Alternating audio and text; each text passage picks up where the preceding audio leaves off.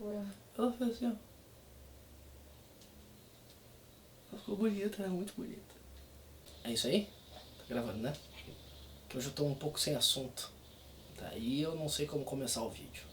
Quem sabe a gente não coloca uma vinheta. Ah, hoje legal. poderia ser o dia de colocar uma vinheta, né? Então vamos fazer assim, ó. Mas afinal, Bolsonaro usou turbante e reformou o ensino médio? E daí entra a vinheta nesse que tem o título mais curioso de vídeo que eu já fiz na minha vida. E Bolsonaro de turbante, uma reforma do ensino médio, fim do mundo, uma vinheta que englobe tudo isso aí. E aí, gurizada, beleza? Buenas, não tive tempo pra fazer roteiro, aquele roteiro maroto, aquele roteiro pesquisado, aquele roteiro interessante, porque, né? Essa semana eu trabalhei muito. Mas pra não deixar vocês sem vídeos, eu falando assim, parece que eu tenho, tipo assim, ó, milhões de fãs, tá ligado?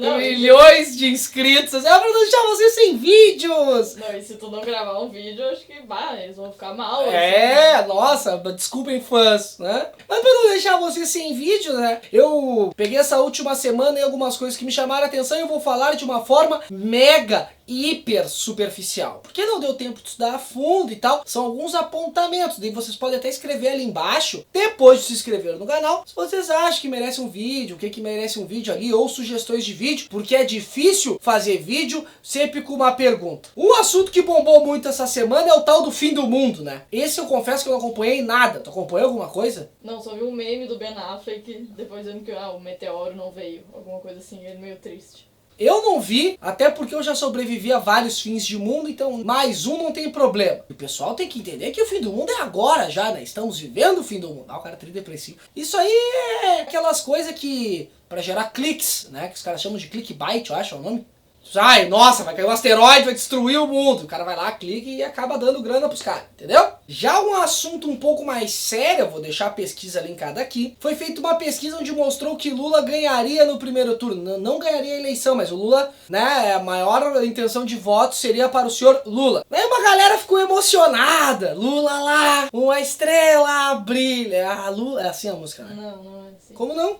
É Lula lá, brilha uma estrela. E outra galera ficou odiosa, né? Ah, que absurdo! Esses nordestinos! É uma figura que causa amor e ódio em todo mundo, né? Não em todo mundo, tem gente que ama e tem gente que odeia. Não tem como o cara passar pelo Lula de forma neutra, né? Sem sentir nada. Ó, não, tá? Então causou esse reboliço. Uma coisa interessante nessa pesquisa também é o senhor Jair Messias Bolsonaro, com aproximadamente 10% ou mais da intenção de voto, não me lembro agora, mas ele tem uma quantidade de votos bem grande, assim. E daí eu vou falar um pouco sobre isso, tanto sobre o Lula e o Bolsonaro. A tendência política é sempre qual? Não tem como falar, Bolsonaro ele pode subir nas intenções de voto até 2018, né? Ou ele pode diminuir as intenções de voto. O que eu acho? É achismo puro. Eu acho que a tendência é que ele diminua as intenções de voto, o Bolsonaro. Porque o que acontece na política? Ele vai ter menos tempo de TV, ele vai falar lá nos debates, ele traz algumas questões assim que acabam ficando vazias assim a longo prazo, ele não tem muito fôlego para um debate, mas principalmente a tendência é o quê? Se vier um outro candidato da direita mais moderado, sei lá, vamos imaginar alguém do PSDB, tipo um Geraldo Alckmin da vida, a tendência é que muita gente que votaria no Bolsonaro passe esses votos pro Geraldo Alckmin. Mas isso é eu falando o que eu acho. E a tendência do Lula também. Se vier um candidato forte da esquerda, tipo um Ciro Gomes da vida, a tendência é disputar voto com o Lula. Porque o que acontece? Tu tem os extremos, né? Tem uma galera que sempre vai votar na esquerda, em hipótese nenhuma vai votar na direita, tem uma galera que sempre vota na direita, em hipótese nenhuma vai votar na esquerda. Essas porcentagens são sempre pequenas, assim, sei lá, 20, 30% para cada lado desses. E acaba decidindo a eleição sempre essa galera que ora vota no PT, por exemplo, ora vota no PSDB, né? Essa galera acaba decidindo. Tipo a minha mãe sempre é um bom exemplo pra política. Minha mãe votou no Collor, foi lá, como milhões de brasileiros, votou no Collor, depois na outra eleição votou no Fernando Henrique, depois votou no Fernando Henrique de novo. Só em 2001 que a minha mãe, 2002, 2001, que a minha mãe foi lá e votou no Lula. Porque daí ela falou assim, ó, Ai, agora ele está preparado. então ela é um retrato mais ou menos como o brasileiro vota, assim. A parte que decide a eleição, ela é fluida, assim, ela caminha para um desses lados. Ao que a gente está analisando na política, é toda a tendência que caminhe para o lado mais da direita política, mas não desse extremo político, assim, que seria Bolsonaro, dessa extrema direita política. A direita tem que achar um nome que consiga congregar todo mundo. Enquanto a esquerda, né, o nome esperançoso ali é o Lula e ou o Ciro Gomes. Se vier os dois juntos, acho que isso vai ser ruim para a esquerda, porque eles vão não pegar voto um do outro. Falei tudo isso por quê? Porque daí foi feita a pesquisa de uma galera... Ah, Bolsonaro, isso sim. O Trump tava abaixo das pesquisas e ganhou. João Dória, Marquesan aqui em Porto Alegre tava em quarto nas pesquisas e ganhou. E daí o filho dele foi lá e fez uma pesquisa no Twitter. Olha, já que os institutos não perguntaram, quem ganharia entre uma eleição entre Lula e Bolsonaro? E daí, resultado, a galera votou no Lula em peso, assim, sabe? Isso foi engraçado. Internet, meu, a galera tem que se ligar e esse negócio da política tem que saber usar, né? Tem que ter essa malandragem. Tu não pode dar brecha. Parece com o espectro político, tá? Mas tu não pode dar brecha, né? Pros caras virem te atropelar, que foi o que aconteceu e foi engraçado. E daí falando essas coisas de política, essas coisas aí que ninguém gosta quase. Tu gosta de política? Depende. Do quê? Do meu humor pra discutir política. Às vezes eu fico meio exaltada e não gosto de discutir daí política. Mas é bom estar sempre informado. Ah, né? não, né? As pessoas têm que dar. Por mais que a pessoa não goste de discutir ou sei lá o que, é bom saber mais ou menos o que tá acontecendo pra não, né, boiar muito. Exatamente. E daí tem um outro assunto que já tá há bastante tempo, né? Tem a reforma do ensino médio. Que ela tinha feito lá na época da Dilma, tinha umas primeiras discussões, né? Do que aconteceu agora com o governo Temer, ele foi lá, acelerou o processo, a toque de caixa, passou a reforma do ensino médio, agora o ensino médio tá reformado. Eu não parei a fundo pra estudar a reforma do ensino médio, eu li algumas matérias e tal, li uma parte do projeto de lei, mas não falei, nossa, vou estudar a fundo. Eu vi só o vídeo daqueles dois youtubers que ganharam 60 mil real, vários reais, né? 60 mil Temers pra fazer uma propaganda pro governo. Aí, governo, se tu quiser nos pagar 60 mil real, tu já ajuda bastante. Não, sobre essa gurizada, o Record tem que fazer o seguinte. Galera saiu escrachando os moleques, assim, porque não sei o que. A crítica que eu faço pra eles é assim, tem um canal que se propõe a discutir ciência e não é. Então eles fazem uma série de curiosidades. Então, né, eles se propõem, eles acabam fazendo mais um serviço de desinformação, assim. Mas eles foram escrachados. Só que qual é a crítica que fizeram? Fica fazendo propaganda pro governo.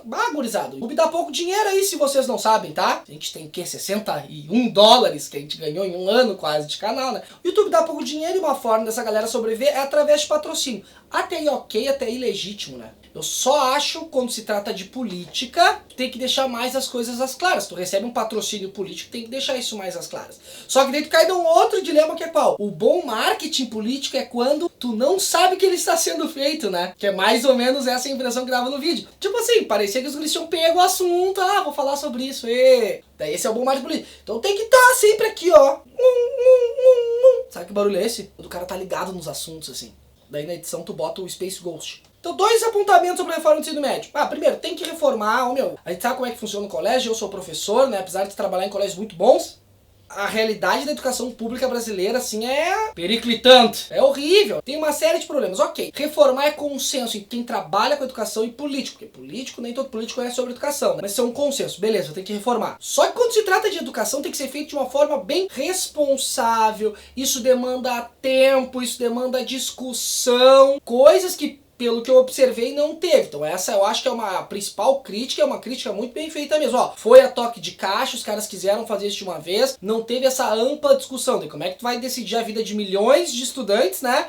Simplesmente porque tu acha que tem que ser feito. Tanto que se tu entrar no projeto de lei lá na consulta popular, a maior parte esmagadora não queria essa reforma do ensino médio, né? Então, quer dizer, tem que ter um debate maior sobre isso, né? Até poderia fazer um vídeo sobre isso, mas eu acho que o assunto já defasou, mas esse é um ponto principal. Um outro ponto importante, que daí falando de quem trabalha dentro de escola, tu pegar um currículo mínimo que prioriza português e matemática sem rever essas próprias disciplinas por dentro. O Brasil é um dos países que mais tem, por exemplo, conteúdos de matemática em relação ao Japão. O Japão aprende menos conteúdos de matemática que o brasileiro. Então, tu não revê essas disciplinas por dentro, que elas mesmas devem se modificar. Assim como história, geografia, todas as outras, né? Elas mesmas precisam rever os seus conteúdos por dentro, isso seria um primeiro passo. E principalmente rever como a faculdade forma os seus professores. E isso é o ponto principal. Como a faculdade forma o professor. Porque a pira da educação, pra quem não sabe, se a gente quiser seguir, sei lá, o modelo finlandês, que é um modelo meio que pro mundo, assim, tu tem que ensinar o que pro estudante? Ele tem que aprender a aprender. Então tu tem que ensinar que ele tem autonomia pra aprender. Então tu acaba sendo, né, camisa 10, o meio campo dessa relação de educação aí. E isso tem que formar um professor muito bem pra fazer isso. E bom, cara, as faculdades não formam um professor muito bem pra fazer essa relação de mediação. Fora aquela coisa dos currículos itinerantes. Vamos supor que o guri ele gosta muito de estudar ciências da natureza. Adora física, adora química, adora biologia. Só que ele mora num bairro, sei lá, em São Paulo, Rio de Janeiro, uma mega cidade, que os colégios estaduais naquela volta não oferecem isso. O guri tem que fazer o quê? Ou o guri vai ter que se deslocar, e daí, sei lá, em São Paulo, qualquer coisa, deve ser 2 horas, Rio de Janeiro também, tem que se deslocar até um lugar pra poder estudar aquilo. Tu acha que isso vai acontecer mesmo? Nossa, vou eu me deslocar porque eu gosto tanto. Não vai acontecer, dificilmente vai acontecer, ele vai acabar ficando ali pelo bairro, que é o que acontece com os movimentos de colégio estadual, né? Os estudantes de colégio estadual que não são esses centrais, geralmente são pessoas do bairro. E daí se o colégio não oferecer isso, o guri vai acabar escolhendo qualquer coisa e vai fazer só pra passar de ano. Então a impressão que eu tenho da reforma da educação é que é algo que faltou muita discussão mesmo, é aquela velha coisa, vem de cima pra baixo, sem discussão, os colégios que se virem. E daí por último, o que aconteceu nessa semana, um negócio muito louco, foi aquela discussão da apropriação cultural. Foi uma guria que escreveu um texto muito parecido com uma fanfic, que ela estava usando turbante, chegou uma negra e falou, ai, tira esse turbante, porque, né... Eu não sei, parece que aquela história era meio fake, assim.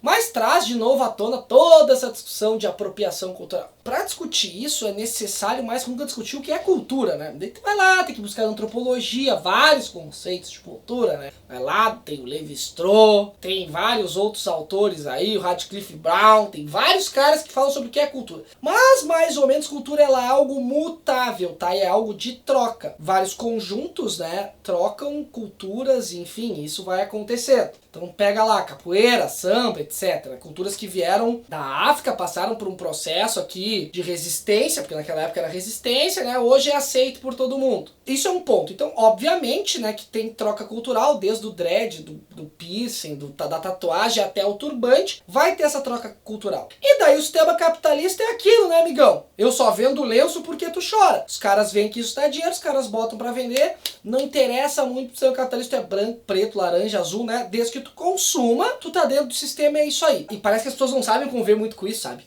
Isso é um ponto concreto que acontece sempre. Isso é um ponto que tem que analisar. Agora a crítica, algumas críticas assim que eu acho válidas que o movimento negro fez, assim, é qual? Bah, por que sempre essa estética aceitável é a estética do branco? Será que não vivemos num país racista? E daí, claro, essas críticas que algumas partes do movimento negro fizeram, eu acho muito interessante, mas teve várias críticas atacando o indivíduo. Nem não interessa se a história é mentira ou não. Mas, Sai, tu branco não pode usar o turbante. quando tu ataca o indivíduo, parece que o problema é só o indivíduo, né? E daí, tá, pronto, vamos supor que ele tirou o turbante, pronto, o problema tá resolvido. Não, o problema é mais estrutural. A discussão, e isso eu vejo assim, ó, em todos os espectros políticos, né? Desde a galera que acha que tudo é mimimi, até que os outros acham que tudo tá errado. Não se parte pra discutir os problemas de fato, acaba individualizando os problemas, né? Daí tu nunca discute estrutura, tu nunca discute problemas mais centrais, tu nunca discute, por exemplo, nessa ideia de apropriação cultural, pô, o pano de fundo disso é uma discussão sobre racismo. É uma discussão porque certos símbolos são aceitos por brancos, né?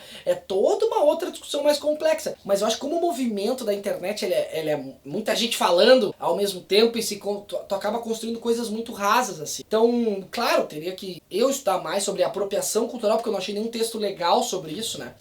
Cultura, antropologia, assim, então se alguém quiser deixar um texto, pode deixar aqui. E parar um pouco de individualizar problemas. Então a culpa é do fulano porque o fulano usou o turbante. A culpa é do Beltrano porque o Beltrano é vitimista. Tem que parar de culpar um pouco os indivíduos e analisar problemas de uma forma mais estrutural. E acho que era isso, né? O que mais aconteceu essa semana? A Pandora tirou o adesivo da cirurgia de castração que ela fez. Curativo, tirou. Perdeu um dente, Perdeu mais um dente. Então, para encerrar esse vídeo, né? Tem que mostrar que a Pandora ela foi castrada, ela já tirou as coisinhas dela aqui da barriga, tá tudo bem com ela. Peço desculpas por não ter sido um vídeo tão bem trabalhado, mas eu ando trabalhando muito, né? Ando acordando muito cedo, porque vida de professor, 6 horas da manhã, o cara já tá dando pulo de alegria e facerice, tá? Então, olhando esse cachorrinho aqui, ó como ela é bonitinha, ó. O que ela tá pedindo? Assina o canal, se inscreve no canal. Seus bandos de otários, se inscreva no canal pra dar um up. O canal chegou a 6 mil, tem que chegar agora a 28 mil. Muito obrigado, Pandora. Era isso, gurizada. Beijo no cérebro de todo mundo. Curte lá a página do Face, me siga no Twitter. Parabéns a Ana pro mestrado. E tchau!